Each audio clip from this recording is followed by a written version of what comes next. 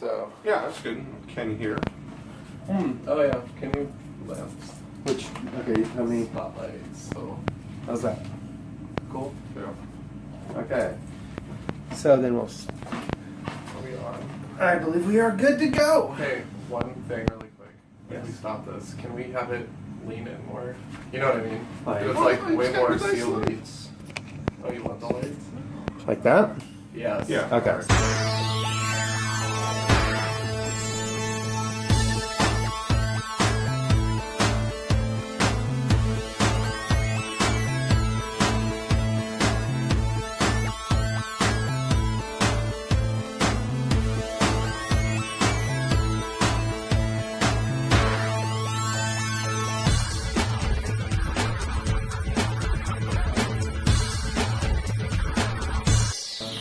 So Okay. demanding. So we are good to John go. is on demanding. Are we on? We're on. Alright. Welcome to Comic Book Look, everyone. It's your kind of weekly summer operating hours Midwest comic book extravaganza. Boom! It's your boy John Demand, loud and proud. So proud, you guys. We got the panel of glory today. To my left, sorry, I was looking at the camera, distracted. To my left, K.E. Anderson, the cut, Fourth Element Nerd Romeo. Of course, you guys, Sgt Merica is over here, new kid in the class. But of course, to the farthest of right, but always right, the Dean of Green, Mean King Supreme, Midwest Authority of Swamp Thing, John Boylan's in the building. How are you doing? Very well, very well. I'm so excited. So, funny story, you guys. Wait. You're going to introduce the fifth person, though, right? Oh, the Duchess herself, you guys. Slinka, aka Sham the cat, quiet comic reviewer, so passive, aggressive. She's just kicking it back there, so sorry about that. Enjoying her red-ringed Yeah. cat of... Doesn't have the ring of rage on right now, but she does at some point, I guarantee that. Anyways, funny story, you guys. John was supposed to appear on an episode with us where we're talking about his awesome Swamp Thing gospel, but that hasn't happened yet because we are working quite hard to get our new intro and everything filmed. So at a comic book look, we like to just do it off the cuff and hang out and talk comics, and we figured let's do a show today. So that's why we're all assembled, and that's why John is on this one-shot issue of a comic book look. So awesome week. We had a fun weekend at the store. Two things I don't have with me are my two Impopsters that I bought that did not come out on a Comic Book Wednesday because I didn't see them on Wednesday, but they had them on a Saturday. So I got the Two-Face and Harley Quinn Impopsters. So those are hanging out on my wall. My shelf is complete, and I am full. So if there's any more that come out after that, we got to look at the other window in my nerd room to hang stuff up at. We can get another shelf. Yeah. So with that, we have the most eclectic show today, you guys. At a comic book look, we like to talk about comics and comics we got. I don't know about you, but we all came prepared. So that's my mountain. Mike has stuff. John has stuff. Ken has stuff. So it's gonna be just a crazy show. I've done way too much talking, so I'm going to turn it over to our guest. All right. Well, here are some comics that I picked up this week, and also some comics from that came out, earlier, a few years back. Yeah. So this weekend we picked up some comics at Rainbow, and first up I'll go with the new Hellblazer book. It is Off the Rebirth. I guess the first initial Rebirth book, and now it is continuing on to the series. Swamp Thing and Constantine are up to their old shenanigans, making horrible decisions and agreements to battle the dark arts and to get Constantine back on a level playing field, which he never seems to be.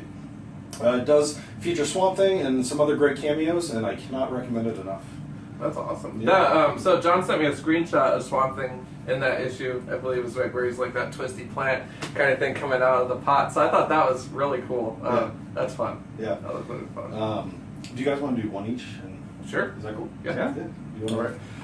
I'll jump into it. Technically, I saw the Dungeons & Dragons issue 3 was out, but I had to jump back and grab number 1.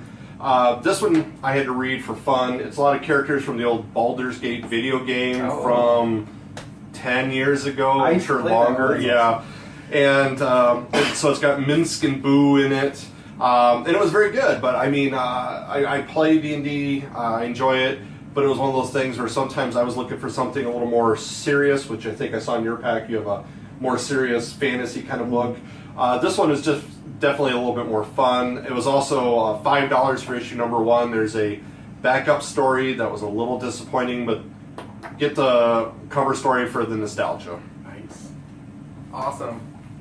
Well, you guys, I am not prepared at all, so I'm going to actually cheat and do 4 because I have a ton of comics to go through. I haven't actually read this one yet, you guys, but what do I like about DC? I like villains. And what do I like about villains? 3D covers. So when we had that 3D cover explosion, a couple years ago, I missed out on this one originally, Man Bat number 1. So it's actually Batman Detective Comics issue 234 or something. I don't know, Ken just totally took it from me. Look at that art. 23 point something. 23.4. 23.4. And it's lenticular. And it's amazing. I still call it 3D. I don't know. To me, it jumps off the page, but then again, I'm wearing sunglasses on every episode inside, so who knows what my vision is these days. Up next, you guys, Northgard. I actually got the primary cover, and I got this exciting cover. It's blank. And the reason why I'm excited about it is because I'm going to totally do an Alpha Flight spin-off on this bad boy, and maybe have Northgard, aka Captain Canuck, which is completely weird that they're changing the title. I don't know. John showed me some back literature at the shop. Not this John. That's going to be a whole other episode. Trust me. But John at the shop showed me Captain Canuck in bulk, and this has been going on for a minute. The story, from what I read in the other copy of this, is totally Department H and Alpha Flight. So to me, it's so funny how similar it is and how Canada always resorts to a dude in a suit with a shield and accessories. And I'm like, that's kind of interesting. So I kind of want to get more of the concrete timeline before I throw a judgment of who came first. But I'll do my research and get back to you on that. Interesting. Finally, back in the day when I collected comics before I went off to college, Onslaught was just that event that was popping in Marvel. So I saw the Onslaught Epilogue and X-Men The Road to Onslaught. So just kind of onesie, one-off issues. So I got those. Artwork is fun. It just takes me back to when I started reading comics. So that's my first round of comics, but I'm past it to you. Oh, am I doing one then? I have no idea. Because I think I have to start with this one. This Oh, one yes. is my favorite.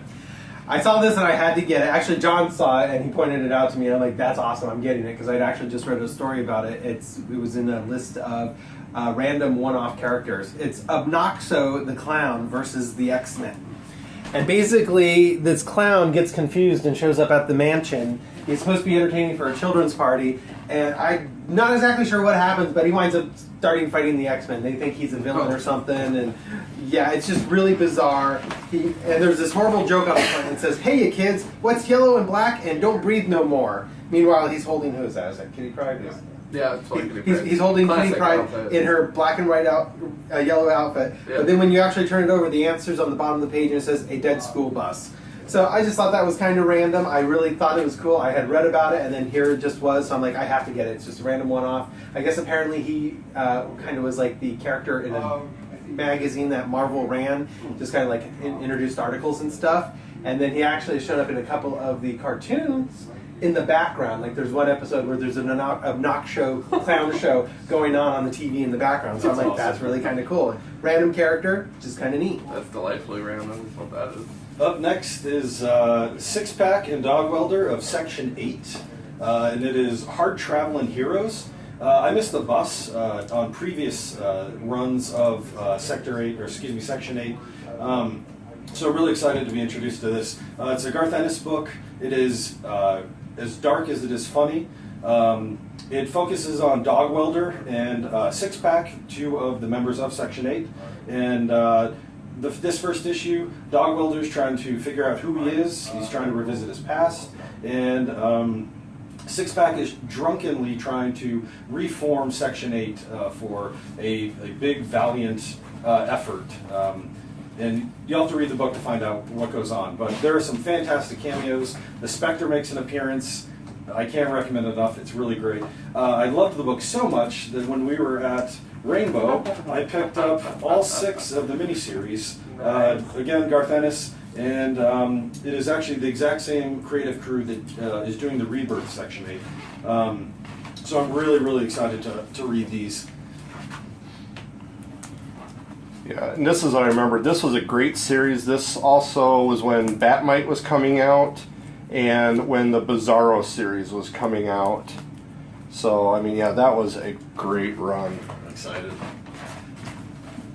case you guys didn't know, by the way, what Sgt Merica's doing is he's taking inbound calls from creators waiting to hit a guest list to be on our show.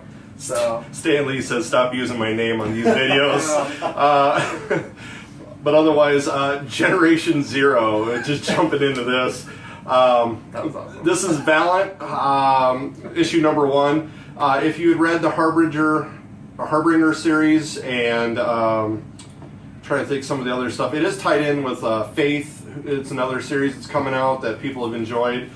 But you don't need those series to enjoy this. It just helps expand in the universe. Ken has picked up Faith number 2. So these are all loosely tied together. They all know each other. And then this one, if you're a high school age or college age person, you're having an issue, you go online and ask Generation Zero to help you out. There was a girl who was cutting herself, a transgender who didn't know how to come out to her parents, and a young man who was being bullied, and everybody was asking for help. And then finally, our main young lady in this was asking, her boyfriend had died, they're living in a city, kind of like a Flint, Michigan, but now this technology group has come in, everybody gets free computers, all this technology, everything's great. But obviously there's something else behind it. The boyfriend was investigating it, he's been killed, and she reaches out, and she at the end encounters the bad guys, and Generation Zero decides to come in and help. So it was very nice. Phenomenal. Yep. Wow. I've been really in Faith. I've been actually following that series. I've actually really enjoyed it. I think it's a great. I like what Valiant's doing with it. Yep. I might have to go ahead and grab that one and Yep. read it because I just like Faith. She's a bit of a not the typical superhero. Bigger gal, and I think she's fabulous. She's wonderful. I love the positive image she's putting out there that you can be any shape, size, whatever, and still be a hero. And I just love that. I thought that was such a cool storyline, and I'm actually following that one. And then in November, I'm hoping to get the cover where it's Hillary Clinton shows up in it. Not that I'm supporting any political post by saying that. I just think it's cool when people from the real world show up in comics, and I try and collect that stuff. So, And anyone interested in Faith, Rainbow Comics right now has Faith issue number 1 for free, right up at the register. So. Oh, that's cool. Boom. All right, well, I actually am going to have a real hard time following Mike here, so I'm going to do my best. I also picked up this lovely gem. Well, I haven't even read it yet, but I'm really excited. This actually is not a Marvel comic at all, and it flat out says that on the cover. This is not a Marvel comic. It's pronounced Zimin. And it says Black Jean lives again. So I'm really excited just to check that out. I just was flipping through it. It was in the X-Men section, and it's Milky Way Comics or whatever. All right. But I am really excited to read this because if it's like down and dirty and hilarious, I'm going to love it. that's awesome. On the flip side of that, I love myself a good wizard with a certificate of authenticity. It came with as X-Men Wizard 1.5. You see those sometimes, like at Rainbow, they have a box where there's a few of these hanging out.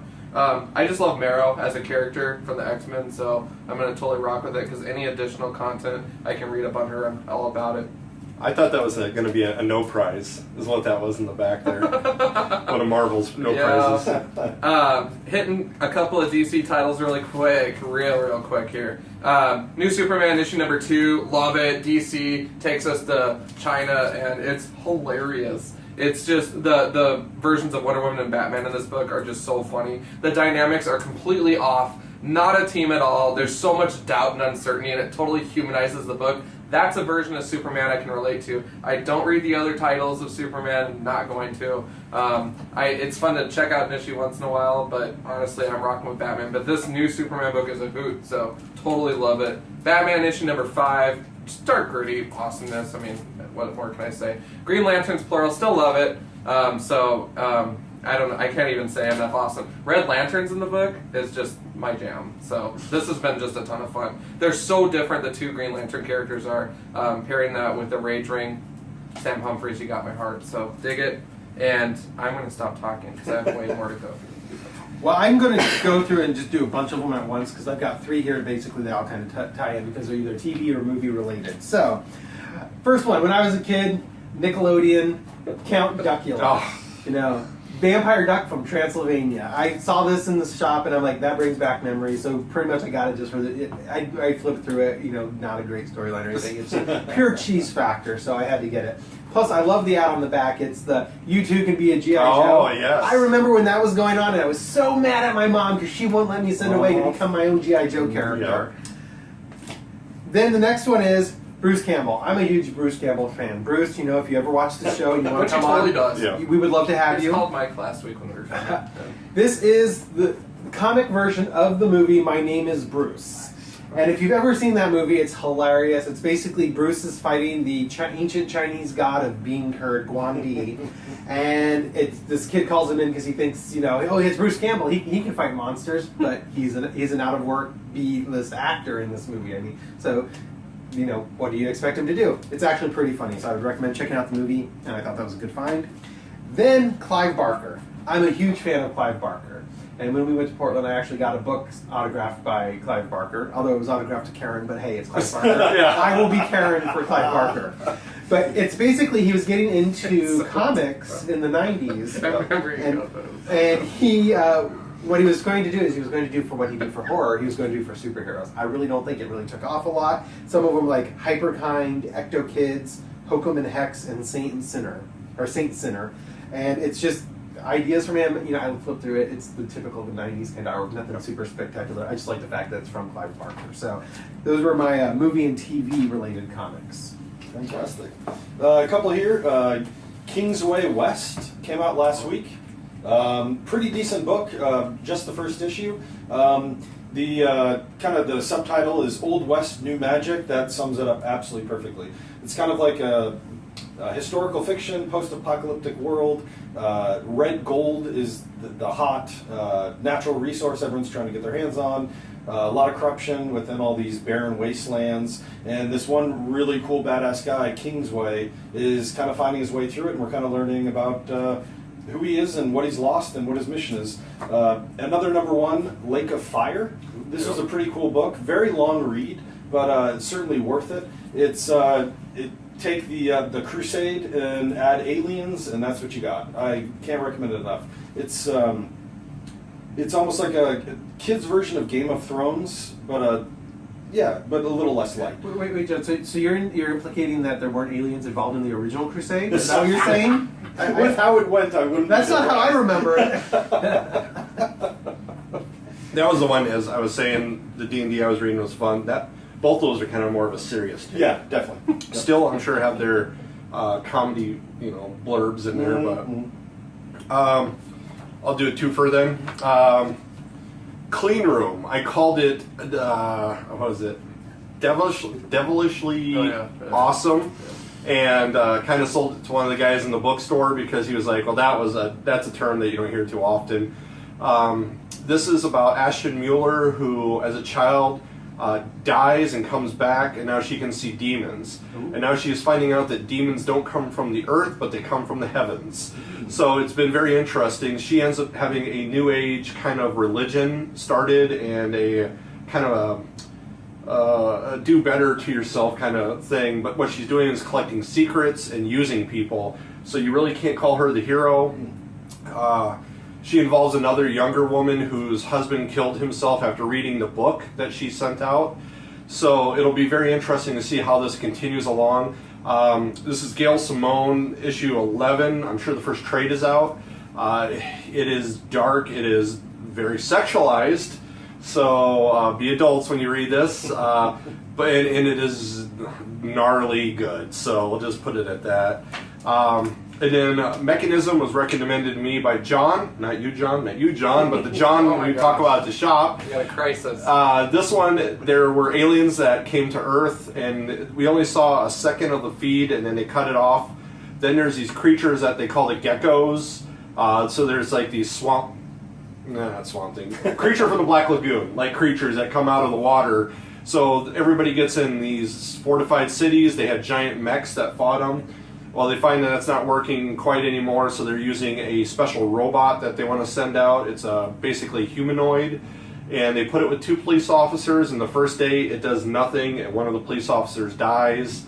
There's some government conspiracy in here, so there's quite a few different layers in the storyline, and I definitely recommend it. This was written, drawn, and lettered by Raphael and Nico, so it's definitely, I believe, computer done. it's definitely, it's got a lot of color, a lot of pop and flair in it. But I mean, it's amazing. He's kicking this out. It's Top Cow, and as far as I can see, in every month he's getting this out. So I mean, to do all 3 duties has been pretty amazing. So The artwork looks great. yeah, that's awesome. All right, you guys. Well, of course, you like Thunderbolts. You got to do your research on the Thunderbolts. So I was talking to John. We went and did research at Rainbow, and I'm like, I love Thunderbolts so much. I have every issue, and then I go into the Marvel section. I'm like, well, I don't have these yet. I'm an idiot. So I have Marvel Universe numbers 3, 4, and 5 straight from the pages of the Thunderbolts, and we're just talking some real. Just Citizen Veep stuff, you know, and truthfully, I haven't even cracked into these yet. I'm really excited to read them. I don't know if this is going to be the original one, because there was some other literature that was done that you'll find in the Thunderbolt section, where it actually talks about the Citizen Veep battle line, I believe, like a whole group of them. It's quite strange. I personally like the Zemo version a lot better, but I always vote for the bad guys. So for me, this will be just more education on the Thunderbolts. I'm really excited about that. I did get a couple of fun little oddities here. Here we go.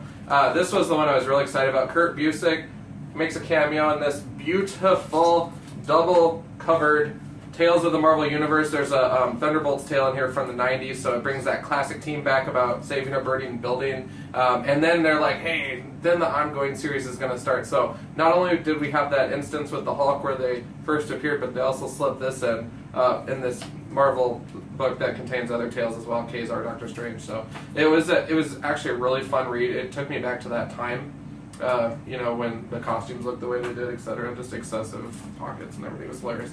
But loved it. Off the dollar wall, Batman Detective Comics, Futures End, #1. 3D cover, Mike. Loved it.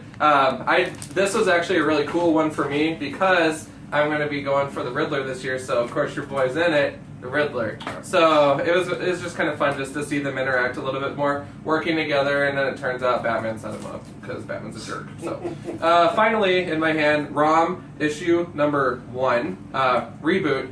I'm going to be doing a lot of research on this dude because in my spinner rack in my nerd room, I have ROM hanging out with Alpha Flight from years ago, and I also see that ROM's kind of hopped distributors a little bit, which is interesting. So that's a topic I wanted to dig into sometime, with people that flip-flop between Marvel, IDW, Dark Horse, etc., and why we see that. Star Trek does it, all that stuff. So very curious about that. There's the other Northgard, so I'm going to take that out of my stack. All right, I'm good. Okay, well then I'm going to do a couple of them, and I'm just going to jump in this one. I haven't read it yet, but it was on the dollar wall. Love the dollar wall at Rainbow. It's Superman, Wonder Woman, the New 52 Futures End, but it's one of those, what's the term, Mike? Lenticular. It's lenticular. And Superman and Wonder Woman making out, and then if you flip it a little bit, they're beating each other up. So very cool. It's even got the American Dad. I didn't realize that. Yeah, even the American Dad is lenticular. Love it. DC, way to go on wasting that money. I haven't actually read this one yet, but I also picked up the Batman one that John did just because I love cool covers too. So, and then we've talked a lot about Canada today, and so I thought this one was kind of appropriate. It's Canadian Comics Cavalcade. It was a charity comic book that was made in Canada to raise money for their food pantry, and it's actually kind of cool. It's the first story is Our Lady of the Perpetual Drum Solo, Orphanage Picnic. I love that. And then there's actually a character. Each one is different artwork. Some of the artwork is just really kind of cool. Just death in the window, and and then there's this kind of, I don't want to call him Captain Canada kind of character, but you kind of see him on the front cover here. Very, very similar. But yeah, it's a double Probably, cover. So I just thought that was really kind of cool. It's a bunch of different artists, a bunch of different stories. I always like the ones where they are doing something for charity. I pick up the ones where it's Superman and Lex Luthor trying to feed all the people in Africa. I pick up those. I think that's just a cool thing. The Radio Shack freebies, the cut freebies. That's my thing. It's just the random ones. So I got that one. And I only have 2 left, so I might as well just go ahead and finish mine off. Good. This one, Batman Europa. Number 3 of 4. Didn't read it yet. Basically, I just picked it up for the artwork because it's so kind of trippy and gothic looking. And then when you actually open it up, let's see if I can find a decent picture. There you go. it's kind of just gives you this creepy feeling. Yeah. I mean, it's like a horror novel almost, and I just thought that was so cool. There again, dollar wall, can't go wrong. And then my other good purchase that I got this last week was they have all these great hardcover trade backs, paperbacks there at the store, and they've got them marked down. This is normally a $20 book. I got it for $5, and it's the Marvel Zombie covers. And I love the Marvel Zombies. I haven't read all of them, but I've read a good chunk of them. I remember actually standing in B. Dalton and reading them right there in the store. Thanks, B. Dalton. But this is literally just the covers, and what's kind of cool about it is they show you the zombie cover that they actually issued the comic book on, and then they show you the cover it's actually based on. And I didn't realize they literally based every one of the comics on another cover, and this gives you the history of the cover on one side and shows you the real cover and the zombie cover and tells you all about it. And then they've also got this neat little throwback in here to Tales of the Zombie from 1970, and it's the old Marvel Tales of the Zombie covers, and this shows all of them from like number 1 through 10, I think. That's awesome. And it's just cool as hell. I'm like, for $5, heck yeah! So celebrate the artwork. I was very happy with that purchase. You know, no storyline, but just really cool pictures. And some of the Marvel Zombies, that's the movie I'm waiting for. Yeah. You can pull off Doctor Strange. Yeah. You can pull off Guardians of the Galaxy. Pull off Marvel Zombies. You know, it doesn't have to be in the Marvel universe. Continuing. That you can save a ton of money on your casting. Yeah. Yeah. You don't need Chris Evans. You just need a guy with a skull on his head. Yeah. Oh. So that's all I have. That's awesome. The next group of comics I have, it's a 3-issue mini, and it is Batman, Harley, and Ivy. I cannot recommend this enough. I kind of stumbled upon this at Rainbow this weekend. I had never read it before. It's Paul Dini and Bruce Timm, the 2 DC animation greats. They shared responsibilities. I believe Dini did the writing, but I think he also helped contribute on art. And then Bruce Timm, obviously the main artist. Every single panel is like cinematic. It is absolutely amazing. The framing, the composition, and the storytelling is very simple. Harley and Ivy are in search for the zombie route, so they can try to take over Gotham, and it just goes haywire. They end up in South America, they end up in Hollywood, directing their own movie. It is fantastic. Really quick read, beautiful artwork. I cannot recommend it enough. Nice. And then here's another 3 books that I'm currently reading. I need to finish. John has been talking a lot about the Great Lakes Avengers, and so I got turned on by all the background info he was given, so I had to grab them. I only was able to get issue 3 and 4 of the 4-issue mini. It's dark, it's really funny, it's well written. I can't wait to finish it. Really great stuff. GLA. Right, makes it oh. And then lastly is the Duck Avenger. Came out this week.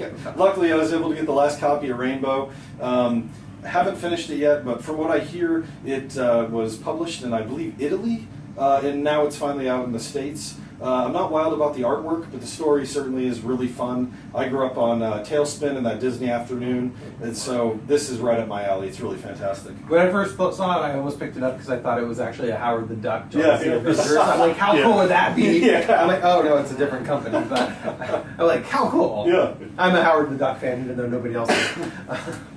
I gave in on the last Marvel Zombies that had him in there, and it was all right. Wacky Raceland, originally from Wacky Racers, the old Hanna-Barbera cartoon.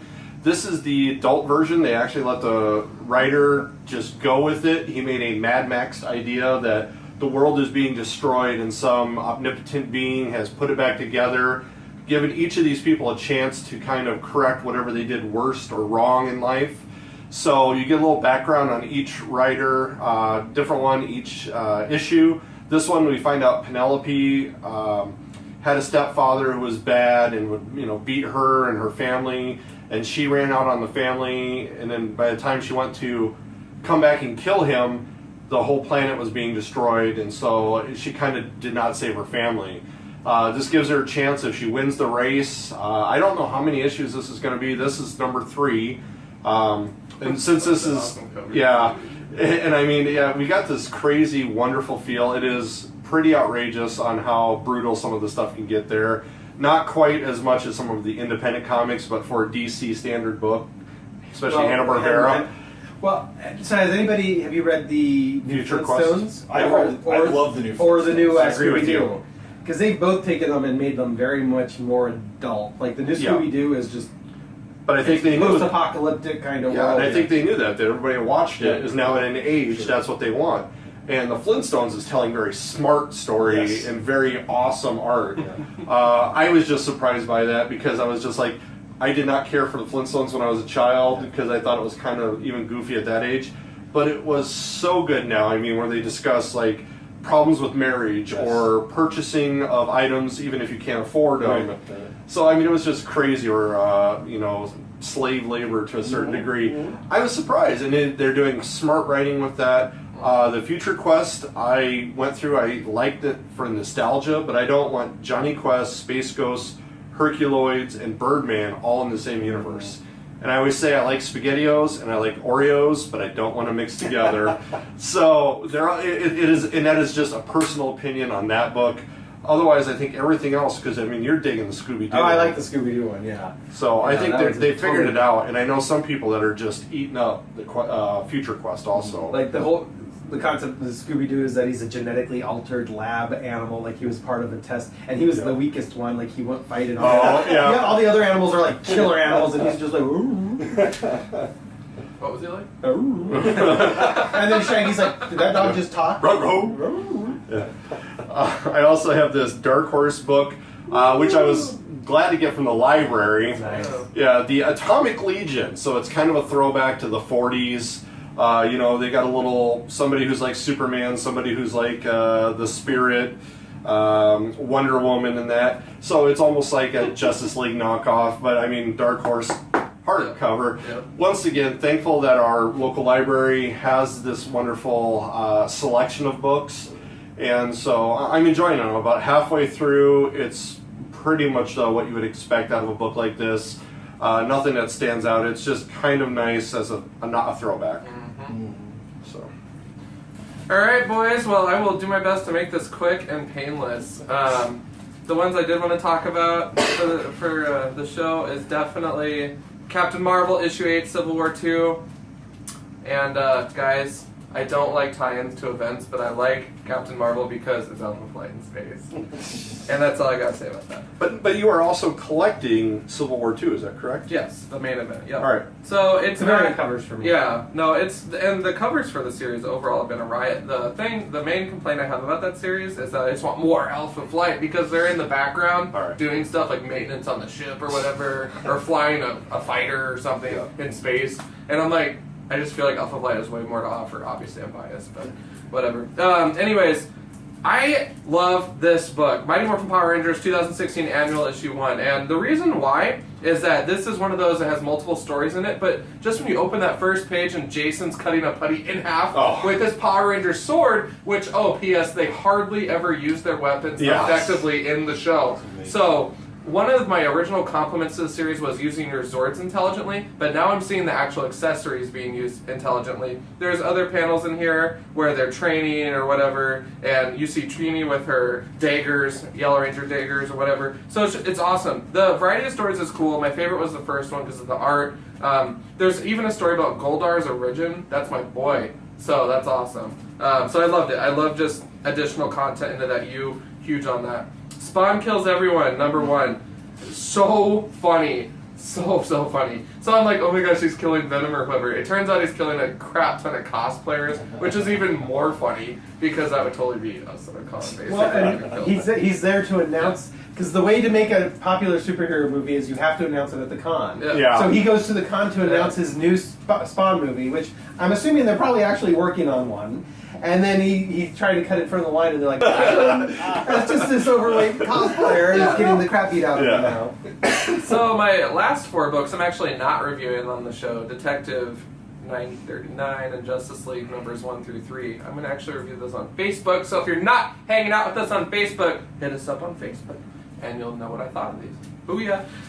Finally, my trip to Nashville. So I got to meet Mark, and I did some shopping. So I got Mike a little goodie bag of stuff from Hastings, and I haven't had a chance to give it to him because I keep forgetting to. So with that, here is your stack of books, and I was just... It's the bills from his whole trip. Yes. I see a gas bill. I see a dinner bill. Or, I did use the company card when I Yes, traveled, you did. so.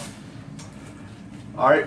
Thankful to start off with. Immediately, I see Runaways, especially with the TV show coming out. I just passed a digest version over to Ken, so I'm hoping he enjoys that and reads it.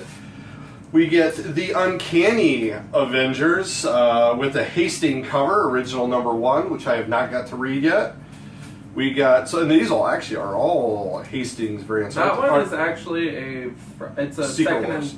and, second and Charles and or a fried pie one from from a bookstore down Yeah, there. Yeah. and Second and Charles I've heard from some other YouTubers' videos. Once again, if you're reading, please make videos. Let us know what you're reading. And then we have a Hastings Infinity Part 1 of 6. So, once again, one I have not been able to read yet. And That one is excellent. That makes me really happy to see yeah. them crumble the superheroes. I've actually That's read. why I actually, you know, I'm not a huge reader. I'm more for the artwork, but I've read that. I've read that one, and that one is a good one. well, Hickman, yeah. So, and lastly, we have Captain America fighting off the bullets of bigotry, crime, injustice, tolerance, censorship, terrorism, corruption, oppression, tyranny, craft. Isn't that just an awesome cover? I love that cover that he used. Last page, he says, Hail Hydra? No, that's a different one. That's a different one. No, I'm thankful because I think this was the run. Prior. Yeah, I'm trying to think of who was doing. I believe the person who was JR. I think it's JR. John Romito Jr.'s art. So on this one, which we just had seen John read and enjoy in All-Star Batman. Woo-hoo. So thank you again for the alt covers or the. Yep. That's Boom. so cool. I like that cover. Yeah. It kind of goes along with the Captain America Civil War covers that are coming out. That were like the boxing kind of like old-timey fight posters. Yeah. That's just kind of like the old-timey like get your war savings bonds kind of poster. Propaganda posters. Propaganda poster. That's what I was looking for. Boom. All right, boys. Well, we're going to shut it down. We went way over our 15-minute model, but that's okay because we had awesome books to talk about, hitting the long boxes, doing our research, dedicated to our craft. So anyways, you guys, I hope that you're having a continual awesome comic book summer. It's coming to a close, but that's okay because we're going to bring you back with a comic book fall. So it's going to be awesome. We're excited for the holiday season. Some theme shows on the way. We're going to hang out with John, talk Mean Green Supreme. And of course, you guys, you know the drill. Keep it comics for sure, man. Boom. Hail Hydra.